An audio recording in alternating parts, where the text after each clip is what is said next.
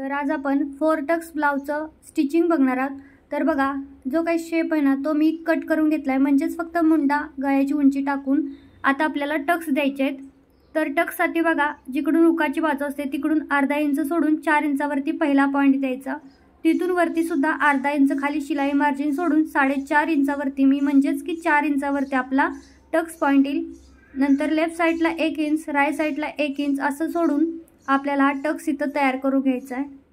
बघू शकता अशा प्रकारे, कारण खालच्या साइडनं आपला अर्धा इंच ना शिलाईमध्ये जातं, त्यामुळे इथं 4 इंचाचा आपला मेन जो टक्स आहे तो तयार होतो।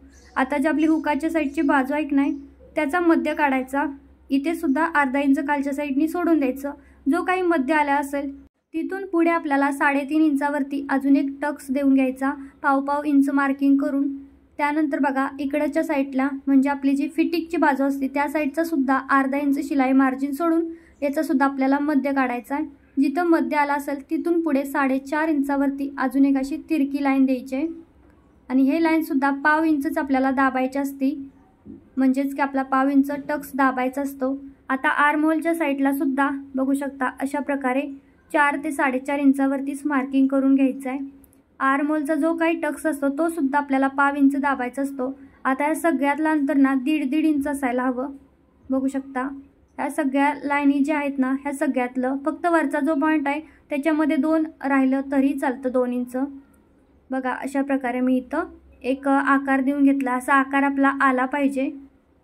आणि जर तुमचा करेक्ट आकार येत नसेल किंवा 1.5 इंच मार्जिन भरत नसेल तर थोडेफार जे टक्स आहेत का नाही ते तिरका अलीकडचा होऊ शकतो। बघा मी थोडासा तो ॲडजस्ट करून घेतलेला आहे।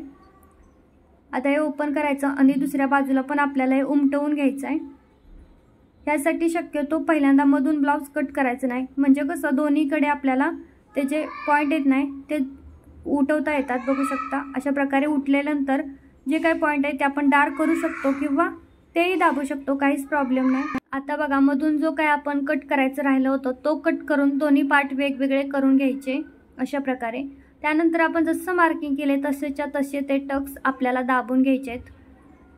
तर बघा, वरतून खाली सुरुवात करायची किंवा खालून वरती सुरुवात केली तरी चालतं, काही प्रॉब्लेम नाही, तुम्ही दोन्ही प्रकारे करू शकता।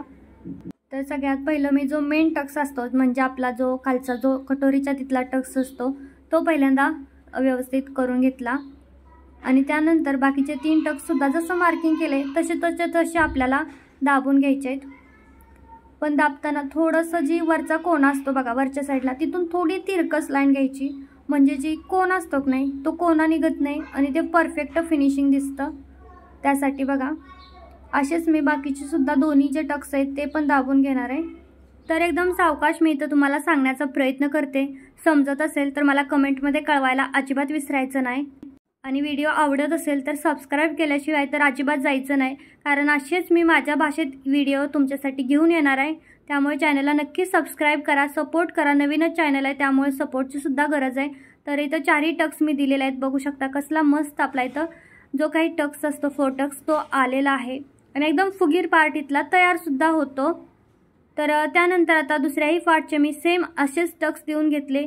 आता मी इथं पहिल्यांदा लूप पट्टी आणि हुक पट्टी अटॅच करणार आहे। तर सगळ्यात आधी मी 3 इंचाची एक पट्टी कट करून घेतली रुंदीची आणि ती फोल्ड केली। फोल्ड केल्याच्या नंतर पाऊण इंचावरती शिलाई दिली, पलटी करून अजून एक दाब शिलाई दिली अशा प्रकारे, बघू शकता। त्यानंतर आता आतल्या साईडला पलटी करायची, हुकाची पट्टी आहे आणि कडेकडेनी अजून एक शिलाई द्यायची आहे। बघा कडेकडेने अजून एक शिलाई दिली, पुन्हा अजून अर्ध्या इंचाचं मार्जिन सोडून पुन्हा अजून साईडनी अजून एक शिलाई द्यायची। तर आपली हुक पट्टी अटॅच झालेली आहे। आता आपण सेम अशीच लूप पट्टी सुद्धा अटॅच करून घेणार आहे। आता लूप पट्टी अटॅच करताना ब्लाउज जो काही आतली बाजू असेल ना उलटी बाजू त्या बाजू करून लावायला सुरुवात करायची। सेम तीच प्रोसेस इथं सुद्धा यूज करायची आहे। दाब शिलाई दिल्यानंतर हे पलटी करायचं सरळ बाजूला। बघा सरळ बाजूला आता ही पट्टी आलेली आहे। आता अजून कडेनी अजून एक शिलाई द्यायची, म्हणजे फिनिशिंग चांगलं दिसतं आणि पुन्हा अजून पाव इंचावरती अजून एक शिलाई द्यायची आहे। पाव इंचावरती द्यायची आहे कारण आपल्याला इथं मशीनवरतीच लूप बनवणार आहोत आपण, त्यामुळे आता कमरेच्या पट्ट्या लावून घेऊया। कमरेसाठी सुद्धा मी 2.5 इंचाची एक पट्टी रुंदीची कट करून घेतलेली आहे आणि डबल फोल्ड करून सेम त्याच प्रकारे आपण इथं कमरेसाठी पट्ट्या लावणार आहे। पण कमरेला पट्टी लावण्याच्या आधी तुमचे दोन्ही पाठ बरोबर उंचीचे आहेत का चेक करायचं। इथे मी चेक करून घेतलं होतं, ते दाखवायचं राहिलं की बरोबर उंचीचे आहेत। आणि फोरटक्समध्ये तसं एवढं प्रॉब्लेम येतच नाही उंचीचा वगैरे, अगदी प्रॉपरच येतात। त्यामुळेच मी सांगत असते की फोरटक्स ब्लाऊज सगळ्यात सोपा आहे शिवण्यासाठी किंवा कटिंग करण्यासाठी सुद्धा।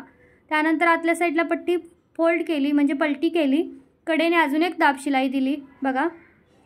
त्यानंतर अर्धा इंच शिलाई मार्जिन सोडून अजून एक कडेनी शिलाई दिलेली आहे मी इथं। तर इथे तुम्हाला हात शिलाई करायची असेल करू शकता, मी कोणत्या प्रकारची हात शिलाई तर देत नाही। त्यानंतर दुसऱ्या सुद्धा भागाला मी सेम त्याच प्रकारे पट्ट्या जोडून घेणार आहे। आता बॅक पार्टला बघा, बॅक पार्टला सगळ्यात आधी आपल्याला टक्स द्यायचे आहेत, जे बॅक टक्स असतात ना ते दोन्ही। त्यासाठी शोल्डरचा मधून पार्ट फोल्ड करायचा आणि जे मधून येईल तिथं आपल्याला हे टक्स द्यायचे आहेत 4 इंचावरती। इथं दाखवायचं राहिलं पण 4 इंचावरतीच हा टक्स आहे, बघू शकता। असे दोन्ही टक्स मी इथं लावून घेतले। आता मी खालच्या साईडनं हा कपडा फोल्ड करणार आहे। तर तसं आपण आधीच उंची टाकलेली होती, त्यामुळे इथं दुसरी पट्टी लावायची गरजच नसते, बघू शकता। फक्त फोल्ड केलं की आपलं काम झालं। त्यानंतर आता शोल्डर जॉईंट करायचे, पण त्याआधी दोन्ही उंची बरोबर आहे का पुढच्या भागांची आणि मागच्या भागाची चेक करायचं। तर आपली एकदम परफेक्ट अशी उंची आहे।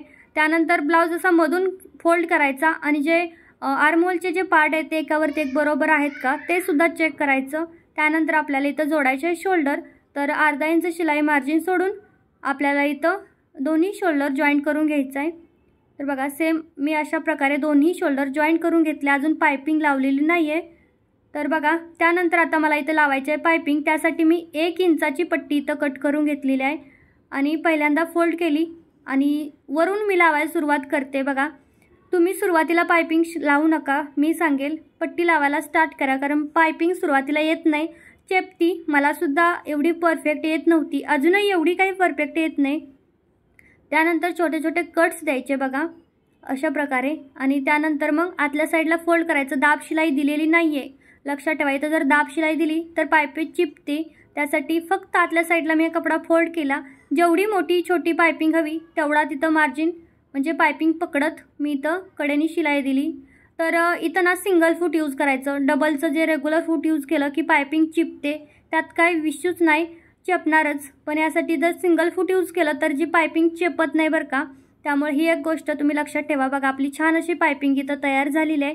त्यानंतर अजून 1.5 इंचाचं मार्जिन सोडून मी कडेकडेनी अजून एक शिलाई दिली।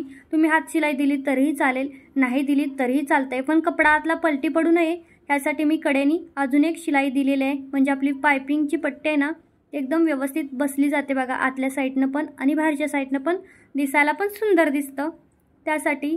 त्यानंतर आपण स्लीव्ज अटॅच करू, त्यासाठी स्लीव्जला पहिल्यांदा मी सिंगल फोल्ड केलं अशा प्रकारे, बघू शकता। कारण की आपल्याला इथं हात शिलाई करावी लागते भाईला, साधा जर ब्लाऊज असेल तर हात शिलाई द्यावी लागते, त्याशिवाय त्याला लुकच येत नाही। आणि अशा प्रकारे मी अजून एक फोल्ड करून मोठी टिप दिलेली आहे, त्यामुळे आकसल्यासारखं झालंय, कारण आपल्याला ती नंतर उसवायचीच असते, त्यामुळे मी इथं मोठी टिप दिलेली आहे। आता भाई आपण जॉईंट करूया। तर सगळ्यात आधी शोल्डरच्या तिथे भाईचा मध्य पार्ट येतो का चेक करायचं आणि मग भाई अटॅच करायला सुरुवात करायची।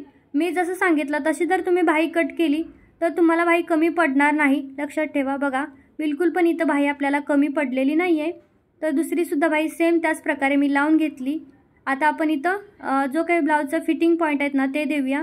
तर सगळ्यात आधी हा ब्लाऊज आता सरळच आहे, सरळ पार्टलाच मी व्यवस्थित दोन्ही म्हणजे फ्रंट बॅक दोन्ही पार्ट सेम आहेत का चेक केलं आणि त्यानंतर आता जी काय आपली सरळ बाजू आहे ना त्या साईडनं शिलाई देणार आहे, म्हणजे मग आतलं जे फिनिशिंग आहे ना ते चांगलं दिसतं। त्याला काय म्हणतात एक्झॅक्ट मला काय माहीत नाही, तुम्हाला माहीत असेल तर कमेंट करून सांगा। पण आतमध्ये जे फोल्ड होतं कपडा आणि मग छान दिसतं, एवढं मात्र मला माहीत आहे। तर बघा क्लासला वगैरे गेलं ना की असल्या छोट्या मोठ्या गोष्टी आपल्याला त्यांची नावं माहीत होतात, पण असं ऑनलाईन तेवढं ॲडजस्ट करू शकतो। तर आतल्या साईडनं मी तर फिटिंगचे जे काही माझे पॉईंट होते ते देऊन घेतले आणि ब्लाऊज फिटिंग केला। बघा कुठेही आपला ब्लाऊज खाली वर झालेला नाही आहे, अगदी व्यवस्थित असं फिटिंग फिनिशिंग दोन्ही इथं आपलं आलेलं आहे आणि फायनली आपला ब्लाऊज रेडी झाला आहे। तर माझ्या भाषेमध्ये मी तुम्हाला कशी शिलाई केली ते सांगण्याचा प्रयत्न केला आहे। तुम्हाला कसा वाटला व्हिडिओ मला कमेंट करून सांगा, आवडला तर लाईक करा, चॅनलला सबस्क्राईब करा। बाय।